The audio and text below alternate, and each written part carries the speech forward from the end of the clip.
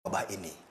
Amerika saja yang diyakini sebagai negara kuat malah ditemukan lebih dari 45.000 kasus di sana dengan 600 orang meninggal karena wabah. Padahal apa sih yang tidak dipunyai Amerika? Mereka punya semua, mulai uang sampai ahlinya. Dan mereka juga hampir bangkrut karena harus keluarkan uang lebih dari 1.500 triliun rupiah untuk menjaga warganya. Kalau Amerika yang sebegitu kuatnya saja seperti itu, apalagi Indonesia. Sejak awal, Jokowi memang tidak memperkirakan dampak wabah yang begini besarnya. Dia hanya memperkirakan dampak ekonominya yang luar biasa ketika melihat saham-saham dunia rontok satu persatu. Dan benar saja, gempa wabah yang begitu besar, tsunami-nya jauh lebih besar. Teriakan lockdown di mana-mana. Teriakan ini bahkan dipolitisasi banyak orang dengan nuansa politik yang sangat kental. Tetapi Jokowi mengeras meski banyak orang di sekitarnya juga memaksa dia untuk lockdown.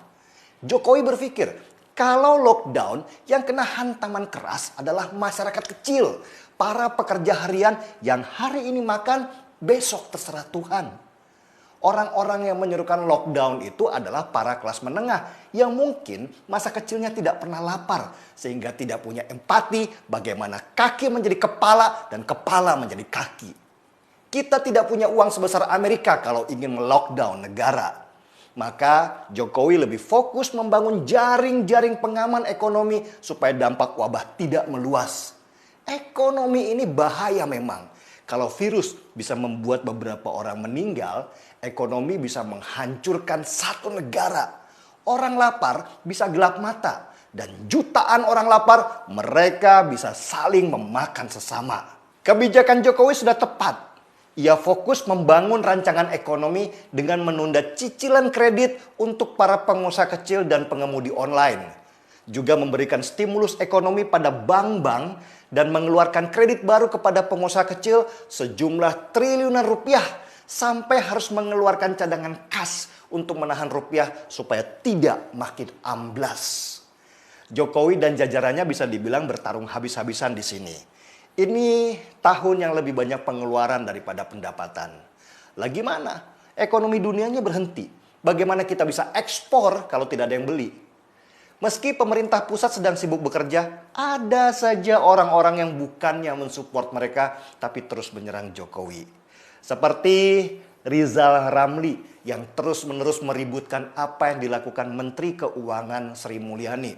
Padahal dulu ketika dia dikasih kesempatan menjabat sebagai menteri, kerjaannya nggak jelas, malah sibuk konferensi pers di depan wartawan. Ada lagi Said Didu yang lebih sibuk mempermasalahkan bantuan dari Cina sebagai hibah atau beli.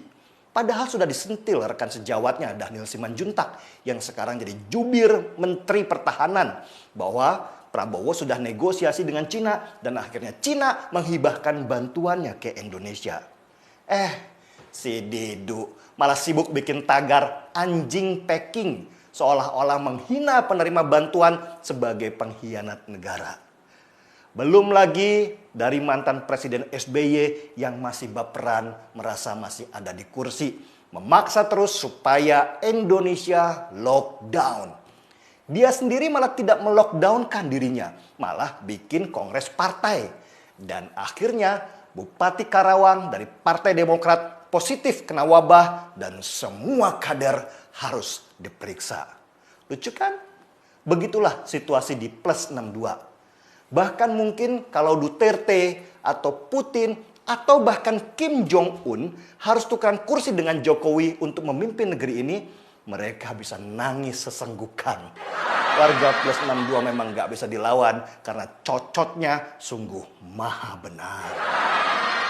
Apresiasi untuk Jokowi dan jajarannya dalam memerangi dampak ekonomi akibat wabah ini.